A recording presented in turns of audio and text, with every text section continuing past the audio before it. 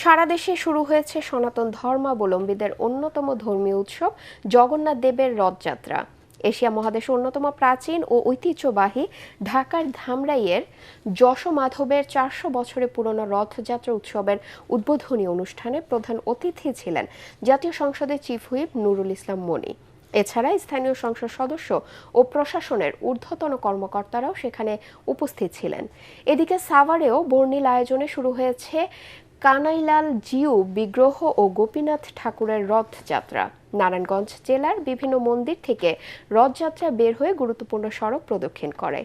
বিভিন্ন বয়সের নারী, পুরুষ ও শিশু ভক্তরা এতে অংশ নেন। নওগাঁয় পুরাতন গরুহাটি থেকে রথযাত্রা শুরু হয়ে শহরের বুড়া কালীমাতা মন্দিরের পাশে গিয়ে শেষ হয়। রথযাত্রায় হাজার হাজার নারী পুরুষ অংশ নেন।